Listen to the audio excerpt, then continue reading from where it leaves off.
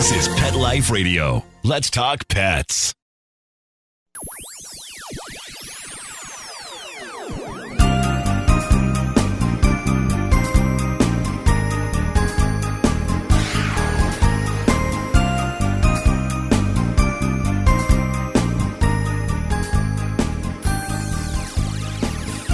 Hello and welcome to Paranormal Pets. I'm your host, Brandy Stark, and for once, I am coming to you from Des Moines, Iowa, of all places. So I was invited to be a speaker. I got to explore Des Moines, and I got into a little bit of their paranormal phenomenon out there.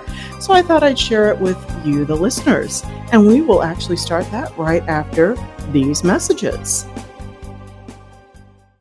Take a bite out of your competition. Advertise your business with an ad in Pet Life Radio podcasts and radio shows.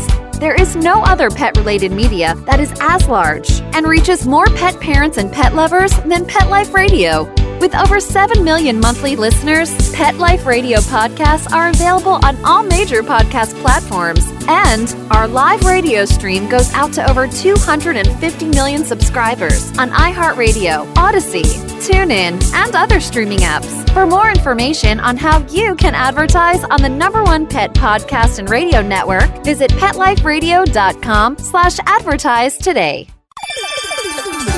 Let's Talk Pets on PetLifeRadio.com.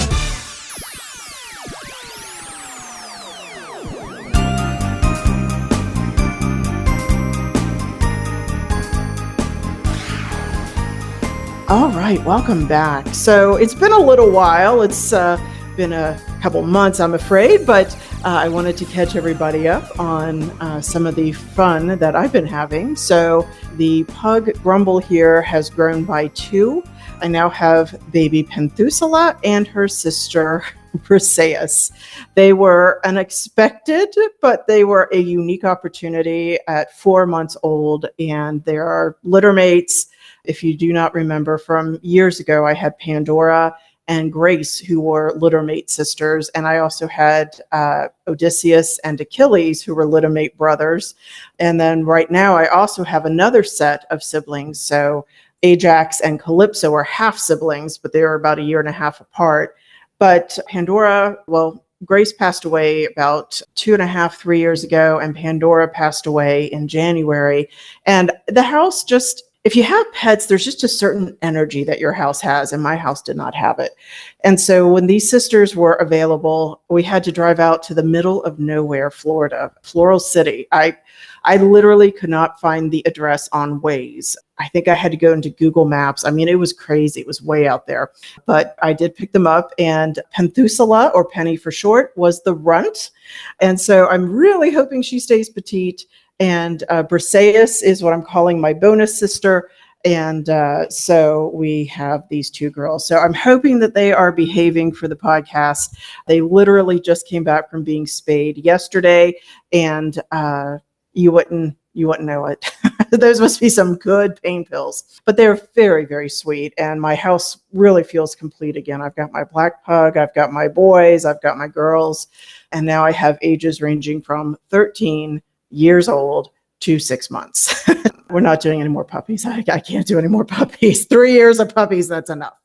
So that was the first thing that happened. And then I was invited to speak at a venue called Demicon.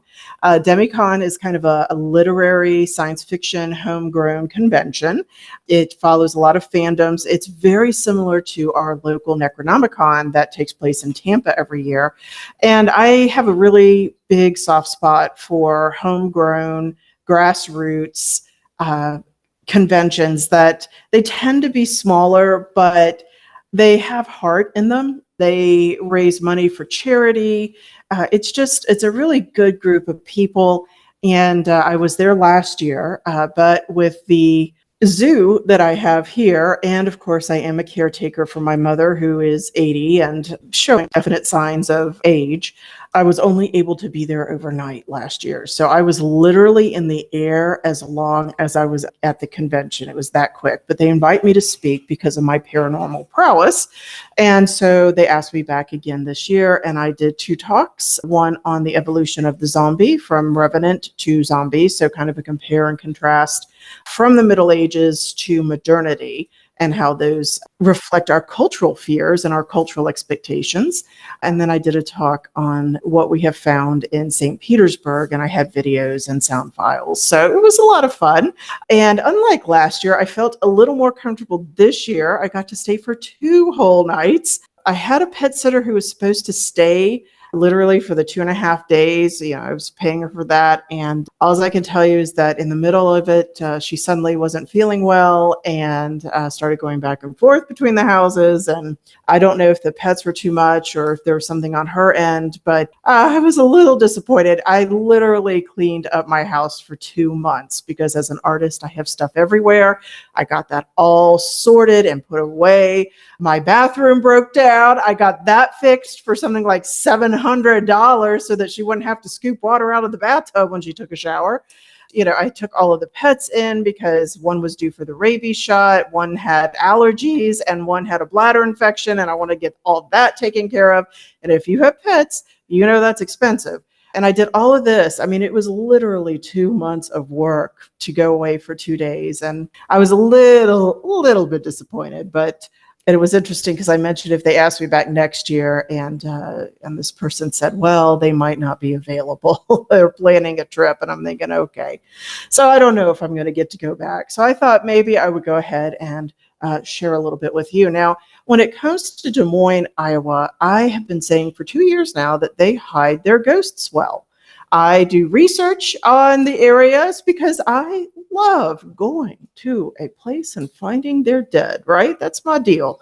And so there are basically the same places listed over and over in the city. And if you've never been to the Midwest is kind of spread out. So if I'm going to a location, I try to pack in as much stuff as possible. So is there anything that I can use when I teach the humanities? So, I asked about indigenous cultures, any ruins. Those are on the east side of the state. Okay. I'm a Star Trek fan. Captain Kirk comes from Riverside, Iowa, which is an actual place, but that's 2 hours away and I didn't have a car. So I couldn't do that. They talk about the Axe Murder House, where in 1911, a family of 6 and their daughter's 2 friends were all slaughtered with an axe. Very, very gruesome. And that is actually a paranormal tourist spot, but that's also a distance away. And then they have this mysterious black angel that allegedly the eyes will light up red at night. And of course, that's another hour away. There is nothing there.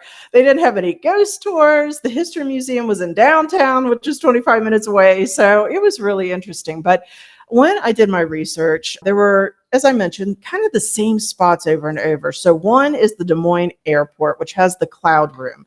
I did check into that last year, and I did go back into it briefly this year. Then there was the Woodlawn Cemetery. Everybody in the world points you out to the cemetery in Des Moines, including people that I was asking from the convention. And it is the oldest cemetery there, and it has something like 66,000 burials. It is an immense cemetery. So that was on my list of places to go, but I wasn't sure how I would get there, for one. And two, I was an out-of-towner and I would have been by myself walking through the cemetery. And even during the day, I don't know. The world's a weird place these days. And the Midwest is even more bizarre to me than Florida is. I guess I'm used to the Florida weirdness, but the Midwest is kind of, well, take no offense, it's just different, I guess. So I wasn't really sure, considering the fact that I couldn't find a paranormal team, ghost tours, nothing out there. It was incredible. So I had that kind of on my list. But of course, the days that I was there, it was going to rain. I'm thinking, okay. So I just started asking folks. I said, I'm a paranormal investigator from Florida and I'm doing this talk. And it was interesting because the first thing that happened was literally on the flight out. And this was May 3rd. And May 3rd, if you don't know, is World Paranormal Day. And I had brought a couple of items to demonstrate in case I happened to also find a place to investigate. I could use them as well. And one was an EMF meter that I use on my haunted tours because it lights up and it's relatively inexpensive. And if anything happened to it, I would not be completely torn up. I'm not taking my tri-field on the plane. So, and I was not checking any bags because this was basically a 2-night trip and I am poor. So I'm like, nope, no baggage. I'm going to carry it with me. I managed to shove 2 days worth of clothes and my computer and a little bit of equipment into a carry-on, and off we went. So I actually was going through Tampa International Airport and I got pulled out of the screening line. The reason was that EMF meter. And you have to understand, I have traveled with my paranormal stuff before and never had an issue. But I got pulled out this time because they didn't recognize what it was. And I'm like, I'm a paranormal investigator. That's an EMF meter. The cool thing was that the security woman who was talking with me, who had to dig through my bags and undo all of my very careful packing, but I got it back in there. It's okay. Now, mind you, I made that plane by 15 minutes. I've never been quite so close to missing a plane until my return trip. And we'll get to that. But anyway. And she was really interested in the supernatural. So I gave her a Spirits of St. Petersburg card, and hopefully she'll check out our site. So that was just like, wow, World Paranormal Day. And I get to celebrate by being pulled out of line. That's great. So anyway, got up to Des Moines, and there were a few different things that happened. So the first thing was that people started pointing out, number one, I started getting their personal haunted stories, which was a first. And nobody looked at me like I was crazy this time. So I was very glad for that. Because, of course, I come in with my Florida tan and my bright blue hair. And, I'm talking about ghosts in the middle of, kind of the Rust Bible Belt area. And I was like, you guys, don't you have any ghosts? Because I'm only finding the same ones. There's a university that has some ghosts. There's supposed to be a high school. I can't get into those. I've already been to the airport. I'm thinking about the cemetery, but is there anywhere else? And lo and behold, yes, there was. There was a place called Merle Hay Mall, which is only about a mile away from the hotel. And it turns out that they could shuttle me there. And so I got to check this out. But I started getting some paranormal stories. The first one that I heard was about a fellow who had an NDE, near-death experience, and he had heart issues. That was the reason for the NDE. He actually died about 6 years ago, and they brought him back. And he noticed that he had moved into a new apartment, and when he went home from the hospital, strange things began to happen. And this woman, who was actually my shuttle driver, said that she saw at least 2 odd things. And she said he was afraid to tell people because they would all think he was crazy.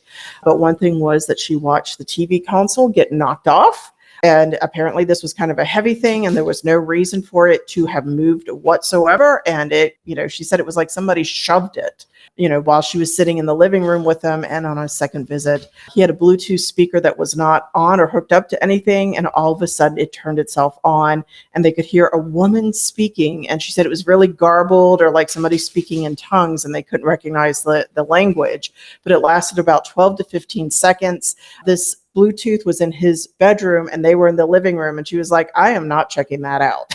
So apparently the fellow has moved and activity has been fine since then. So, hey, all right, good. The second thing that I did learn was that the area around the cemetery is haunted. I had several, or at least 2 different stories about people who either lived near the cemetery or who's had family who lived near the cemetery. And one person said that her grandmother was taking pictures and they had this odd orb image that showed up right in front of her. And she said, she was like a teenager, an early teen, maybe around 12. So they called in a ghost hunting group, and the ghost hunting group wanted her to replicate this. And so she kind of stood in the same place as when her grandmother was taking pictures.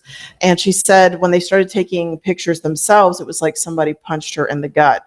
And of course, she said it was like I fell over my handlebars on a bike or something like that. She couldn't breathe.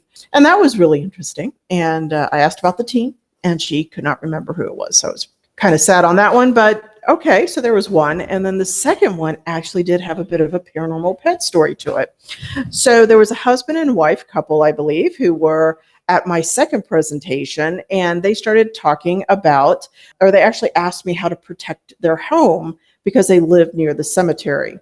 And the gentleman actually worked at a government-run institution that was also massively haunted. Apparently, it at one point had been a mental health institution or something along those lines, and they had all sorts of phenomenon. But it was his wife who was saying, how do I keep my home protected? Because I'm right next to the cemetery and some things happen. So I gave her my general advice. And then the husband popped in and said, well, and we have a ghost cat now. And I'm like, really? Okay, tell me about this. So he basically said that they had a ghost cat, that they had bought the house, and that apparently this ghost cat was there when they bought it because they didn't have a cat. They didn't move in with a cat. They had never had a cat before. And the phenomenon was that you kind of like, particularly when the wife was going to bed, she said it would feel like you would feel something jump on the bed and like curl up on your stomach, like bread kneading, like the dough kneading, right? Making biscuits, there it is. And then curl up and go to sleep on her stomach. And she's like, there's nothing there. And so what they ended up deciding to do was they got a real cat to see what would happen and see if that would settle the household. And I guess it must have worked, so they now have a living cat and this ghost cat, and apparently there are no real issues. So I was very impressed with that. That's a way to do it. So that was kind of cool. And speaking of which, while I was there, I found one of their local publications. And I ended up doing a quick recording because it was a story about Woodlawn Cemetery, one of the caretakers, a couple of the people who died, and then this hero dog who saved the family of the grave cemetery caretaker. So we are going to pop that in here so that you also can hear the story and learn a little bit more about the oldest cemetery in Iowa. So on my last day here in Des Moines, I thought I would read an article to you from the City View, your city, your style, your news. We are Des Moines. This is their summer edition. And it's kind of cool because it reminds me very much of the articles that I write for the Northeast Journal. It's kind of a happy publication. But Woodlawn Cemetery is one place that I didn't quite get to, which is unfortunate, but I've heard it's haunted. People have told me about multiple haunted houses actually around the cemetery, which is really interesting. And there's a little article in here entitled, this is from Joe's Neighborhood, 2 Characters and a Dog in Woodland Cemetery by Joe Weig.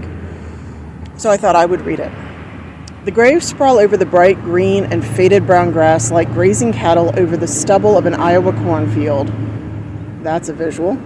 Narrow blacktop roads meander here and there across the 65 acres.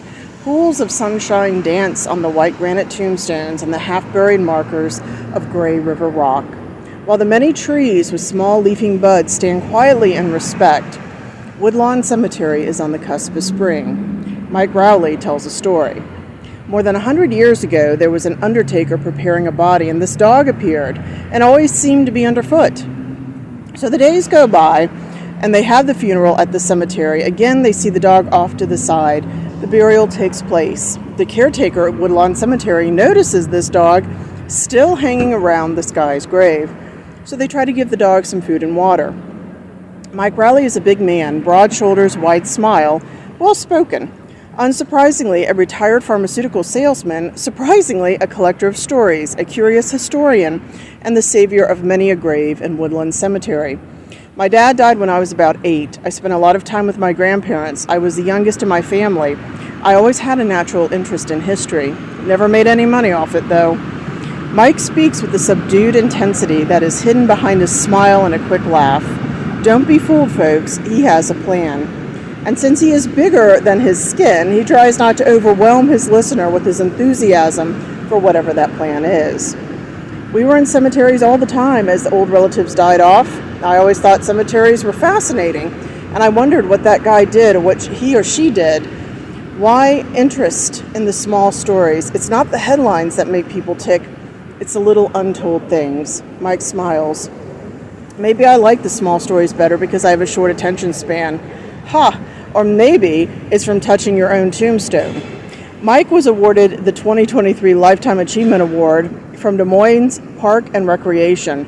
Michael Rowley, whose relationship with Des Moines cemeteries began more than 6 decades ago, has worked tirelessly to honor and remember those laid to rest within them.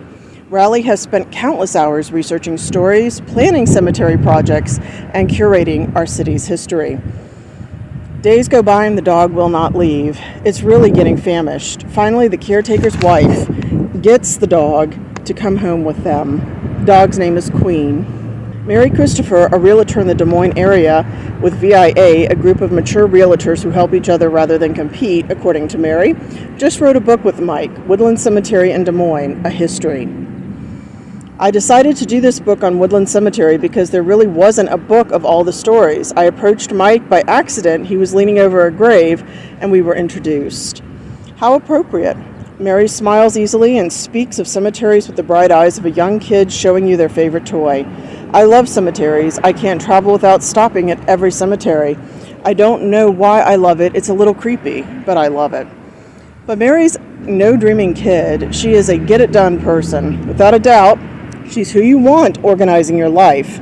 Mary roped Mike in as her co-author and then put together a team of 8 to 9 people to flesh out their research. And several years later, Viola, a book of stories about Woodland Cemetery. Has this book made me think of my own death? Mary pauses. My sister told me that even though I'm to be cremated, I should really have a stone at Woodland. And I thought about it, and that's what I did. Mary smiles, looking off into space. The book has made me appreciate people more. Here's all these people gone, some not forgotten, who were famous, but many of them forgotten for over 150 years. To think that someone will remember me for 150 years, that's cool. At least people might remember a couple of books I've written. Mary laughs at herself. A legacy then? I feel like life is really short, but as someone said, as long as someone keeps saying your name, you're still alive. 2 or 3 years later, the caretaker's wife is sitting at home and the dog is agitated trying to get her attention. Finally, the dog is making such a fuss that she follows the dog out of her bedroom. Minutes later, the ceiling crashes down. The house had been on fire. Both of them made it out alive. I thought I never lived to be 66, says Mike. I don't think death is good or bad. However, as one of the stones has inscribed on it, words suggest actions show. And the action doesn't have to be grandiose. We started putting in stones for veterans whose graves hadn't been marked, and we set a goal for 5. Now we've done over 300. I tell people not to be intimidated by the numbers. Just do 1. So if you go to Woodlawn Cemetery and you're walking along the street, there's a little step and it says McBride on it. The step is the gravesite of the caretaker long ago who took Queen home. We thought as the step was so small it was too small for you or me to step on, but perfect for Queen to rest upon. We like that thought. So there you have it, 2 characters and a dog leaving their mark on Woodland Cemetery. Thought that was fun. Thanks for listening, and I guess I'll chat with you later. So I thought that was like a really very cool little local story to hear about. Their local historians going through the cemeteries and even the story about the heroic canine. A little bit askance, but still really fun. And as you can hear, the ghost stories have certainly riled up the pugs. But I'm going to go ahead and insert one other story. So this comes from the last day that I was there. I was literally on the shuttle going back to the airport.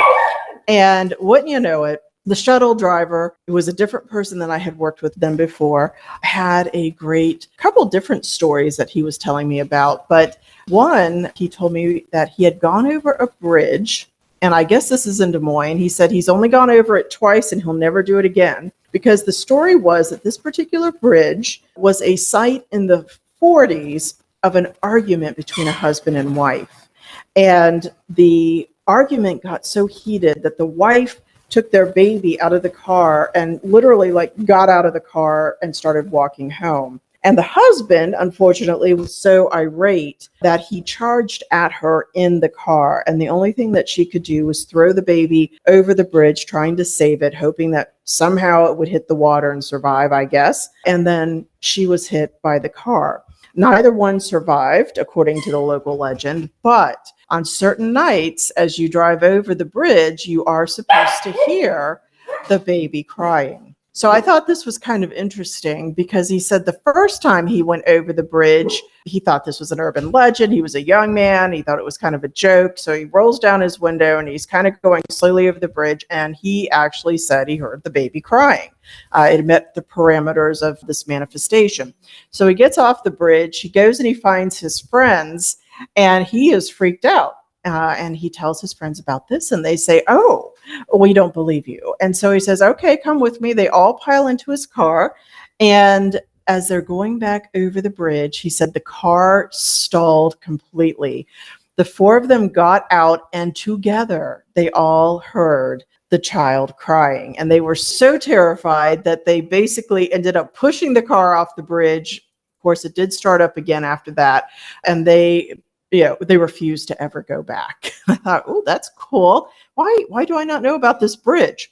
I am not sure what bridge it is. So if you happen to know, if maybe that's not in Des Moines, maybe it's in Iowa, but send me a note. It sounds very familiar. I know I've heard this story before, but I have not been able to place it from my memory as of yet.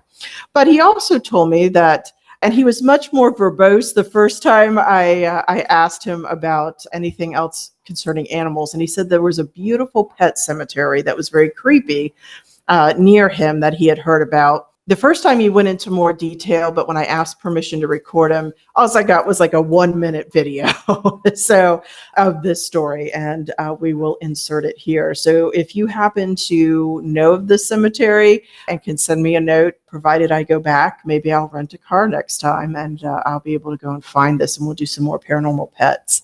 So we are going to go ahead and listen to that right here. I haven't really ventured in there, so. You don't know for sure? Correct.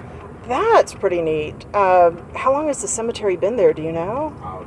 I've been here, I've heard stories about it since I was, 10, 12? I'm 40 now, so. At least 30 years. Yeah. Oh, wow. So do you know if there are any unusual animals buried there? I don't know. I haven't, like I said, I haven't ventured up there yet. Okay. Oh, but that's neat. I like that they have a pet cemetery. That's sweet because it gives people a place to go and visit their pets. It's off a gravel road, up through the hills, And, so it's kind of secluded. Oh yeah, it's just driving down there, you get that eerie, The weird feeling. Wow. What's gonna happen? As long as there's no Cujo there, you're okay, right? Yep. All right. Very cool. All right, now that you have heard my videos, we are going to take a minute so that you can hear from our sponsors. And when we get back, we will do a little bit more on the paranormal. And I have some paranormal pet stories for you from Haunted in America. So we'll be right back after these messages. Now, time for something really scary. A word from our sponsors. Paranormal pets will reappear before you can say Bigfoot. Don't run away. Molly, here's your dinner. Zeus, that's not your food. Don't let that happen to your precious cat. Elevate your cat's eating experience with the Cat Tree Tray. The Cat Tree Tray keeps your cat's food off the floor and conveniently located on the cat tree. It's the perfect way to eat. It's a beautiful wrought iron tray that easily attaches to your cat tree and keeps dogs and other critters out of your cat's dish. A must for multi-pet households. There's a 6-inch tray for large bowls and a 4-inch tray for smaller bowls. Purchase your Cat Tree Tray today. Go right now to cattreetray.com.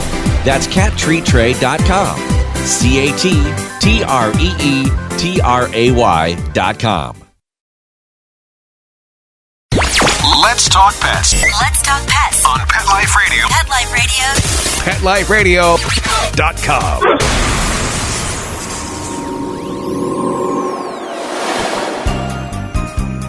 Did you hear that? Our commercials have mysteriously disappeared. Paranormal Pets is back with our haunted host, our ghost host, Brandy Stark. Hello and welcome back. So the only other thing I will tell you is that I had a great time. It was interesting to see how the story started to evolve when it came to the one location called Morrell Mall that I mentioned earlier. The first thing I heard was from my original shuttle driver who said, oh, you need to talk to the guy at the front desk because he knows about this haunted mall. So I talked to him next, and he said, yeah, that when he was a kid, his mother worked there. And one day he was waiting around for her after work, and he was a teenager, and he heard voices, and he followed the voices into a conference room. And he said he saw a circle of nuns standing there singing. He was like, what in the world? And he went out and he got his mom. He came back and nobody was there. And nobody had signed out the conference room. You know, he had no explanation for it, neither did his mom. Well, as time goes on, I started to hear about a fire, something about an old mall, and there was a fire, and there was a monastic order there, and it had moved, and then there was a new mall. And I'm going, okay. So I started digging through, and happily enough, there were lots of remembrances about this, but I started looking for the history of the property. So the first thing I will tell you is that I was trying to figure out how you spelled Merle Hay. So I thought it was Merlehe, like one word, but it turns out it is a name, Merle Hay, Hay. And he was either the first soldier in World War I to be killed, and he was from Iowa, or it's definite that he was the first Iowan killed in World War I. There's like a whole area named after him, like all of these plazas. The second thing I found out was that there was a monastic order there. So it was Catholic, and sure enough, there were monks and nuns who were there. It was closed and torn down, and the monks and nuns moved to a different location. And in 1959, they built the old mall. So finally, I was starting to get somewhere. And the old mall had, it was basically an open air mall. Well, they revamped it in the 70s and I guess created more of an enclosed mall. And shortly after it had been rebuilt and revamped, there was a store there called Yonkers. And on November 5th, 1978, a fire broke out in this department store. And what ended up happening, basically water dripped down on some of the wires in the restaurant portion of this Yonkers department store upstairs. It caused a fire, but because of the casings that were wrapped around the wires, the plastic that they used at the time to insulate the wires, caustic, just horribly acidic fumes were produced. And it was about 9:30 in the morning. It was before the mall opened, but there were about 15 people, employees who were there. 4 or 5 of them managed to escape to the roof and they were rescued, but 10 died.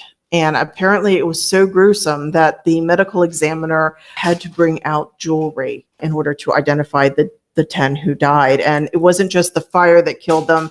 Some of them were literally yards away from an exit, but have been overcome by these toxic fumes from the wires.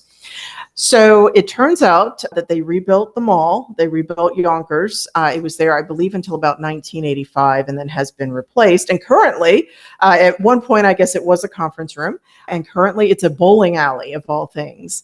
But I met some of the security folks who do say that, yes, at night, you will see shadowy figures kind of in the distance. And if you approach them, they disappear or they slip around a corner and vanish. One employee said that she usually felt like somebody was right behind her watching her at all times, particularly when she was in the basement area. So Yonkers was built over an old part of the mall and it had a basement. I guess that's a big thing in the Midwest. So that was that. But it was all over the mall where she could feel like somebody was following her. And then apparently some employees mentioned they worked in the bowling alley, but at night when everything was shut down and they were working on the mechanics of the bowling alley, they would hear conversations and yet there was nobody there. They could never stop the conversations. They couldn't find the source of them, but they could always hear them. So it was like really, really cool. I was only there for about an hour and a half. I really didn't get a lot on readings, but oh well, what are you going to do? Other than go back, and now that I have my research in order, I have some other questions that I think I can ask. But the other really cool thing was that on the return trip, I had gotten a bunch of paranormal books after Halloween that were all discounted, or actually my mother had gotten them for me for Christmas because, you know, she's very good and understanding about this and just kind of goes, whatever you want, and gets them. One is called Haunted in America, True Ghost Stories from the Best of Leslie Rule Collection. And this is by Leslie Rule. And I got to finish the book in part because my plane came in late, but the plane that I was supposed to connect to was also running late, except the plane that I landed on was on one side of the airport, and the plane that I needed was on the other side of the airport, which was quite literally a mile apart. I ran all the way down there, and it turns out they had already released my seat, even though the plane had not left. I had told the stewardesses, and they refused to radio ahead for me. They were literally putting, I couldn't believe this, they were literally putting the standby people on the plane while I stood there saying, but I have a ticket right here that I purchased for this plane. And the reason that I'm late is because your plane was late and nobody would call down here. I had to sit for another 2 hours. It was lovely. And if you can guess the airlines, good for you, but I will be avoiding it from here on out. So I got down to the last chapter of my book and I got so excited because chapter 16 in Haunted in America is about paranormal pets. So I thought I would just read you a couple of these stories. One is the cranberry cat. I thought this was fun. When the waitress saw the elderly lady seated at a table at the Cranberry Inn, she approached her with a smile, but the waitress's smile vanished when the woman did right before her eyes. The small white-haired lady had appeared several times over the years, always at the same table. She always disappeared the instant anyone walks towards her. And I love that because that's such a ghost thing. The Cranberry Inn in Cranberry, New Jersey, is a special place. It was created from historic buildings, including two 18th century stagecoach structures that started the inn's tradition of warm welcomes nearly 300 years ago. Today, it is stunningly beautiful with an open interior that makes it a choice spot for weddings. It's also known for its fine cuisine and for the fact that it's haunted. It's a peaceful kind of haunting with benign spirits attached to the place that held significance for them when they were living beings, though the histories of the people they once were is not always clear. Owners Tom and Gay Ingegner, it's Ingegneri, I'm just going to spell it, suspect the dining room ghost is Mrs. Mack, a lady who once lived in a room on the upper floor and passed away in 1972. If Mrs. Mack had pets, that might explain why the apparition of animals are also seen at the Cranberry Inn. We have 5 people ghosts and a ghost cat and a ghost dog, Gay told me. The cat has been seen by a bartender and many of the customers. She often feels the kitty brush past her ankles and has caught glimpses of it from the corner of her eye. Many people have described the ghostly cat and dog to her, but Gay is tight-lipped when it comes to describing the pet's colors and markings. When someone describes the ethereal pets in the exact way that others have, Gay can be certain the sighting is legitimate. I spoke with customer Sharon Hecker about the night that she and 2 friends, Joanne and Roseanne, enjoyed Christmas dinner at the inn. While they dined, the topic of hauntings came up. They had heard about the inn's ghostly pets and were intrigued. When the trio went into the ladies' room after dinner, Roseanne said, "I'd never seen a ghost. I would love to see one." She ducked into a stall, and Joanne and Sharon were chatting by a sink when they witnessed a surprising sight. "It was the back end of a cat," Joanne told me. "We saw its back legs and tail," Sharon added, "and it disappeared." Roseanne exited the stall too late to see the ghostly cat. "I always miss the good stuff," she cried.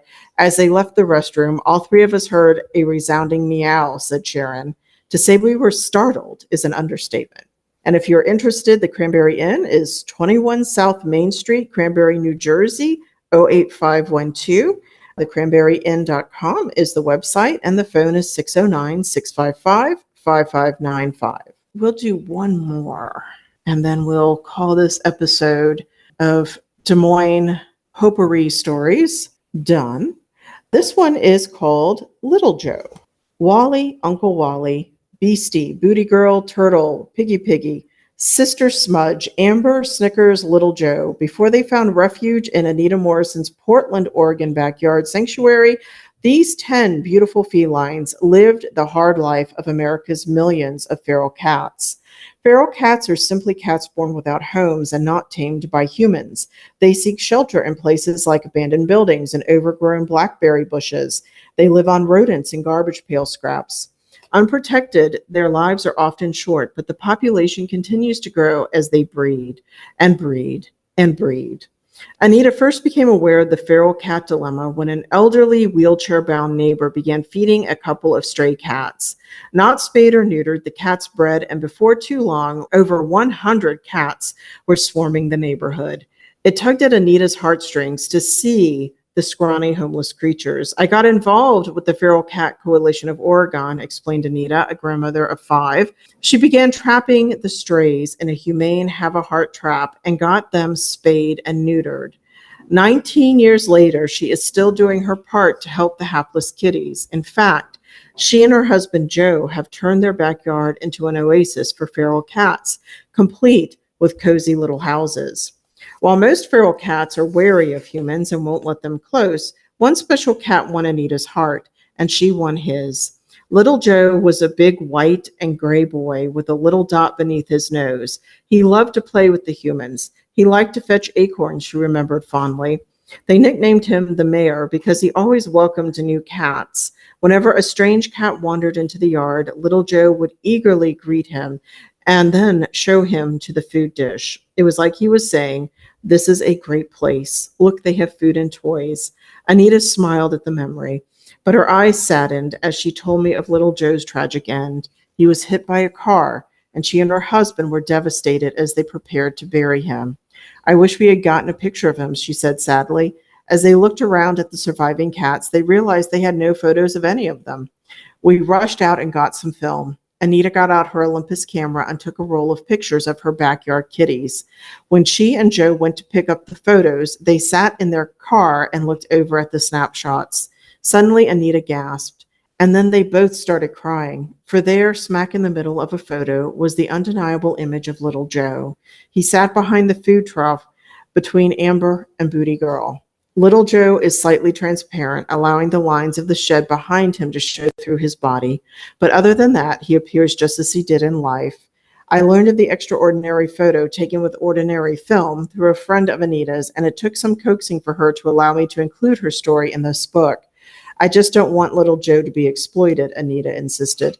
"Little Joe's story will help a lot of people feel better," I told her. "It will comfort them to see his pictures and to know that their pet spirits live on." She finally agreed to allow me to use the amazing image of the cat's ghost. "I'd like the best possible prints," I told her. "It would be better if you could have one made from the original negative rather than a copy." Anita misunderstood my request, so when she couldn't find the negative, she sent photos to Kodak to have a new negative made. Soon she received a phone call from a puzzled Kodak employee. "There's a problem with the photo," said the woman. "Oh," Anita replied. "The cat is transparent," said the woman. "Yes," said Anita. "He looks like a ghost," said the woman. "So a picture tells 1,000 stories." And then it does say, and I like this part, for information on how to help feral cats, please visit feralcats.com. So there are a couple more stories in here, but I kind of feel like we have talked for a while. And so what I would like to do is to remind everybody out there to please be kind. Keep your pets indoors this summer. At least in Florida, we are currently in our preheating stage. Wish me luck with my last set of puppies for a while, I hope, as one of them is walking by me carrying off my shoe. Thank you, Penny. Support rescues. And until the next time, happy haunting. Take care. Pet Life Radio presents Paranormal Pets, where you can always expect the unexpected. Each week we'll discuss all aspects of weird or spiritual animal encounters, ghosts, totems, psychic animals, animal souls, animal angels, and animals in religion, with a little cryptozoology thrown in. Step into the supernatural world of pets every week only on PetLifeRadio.com.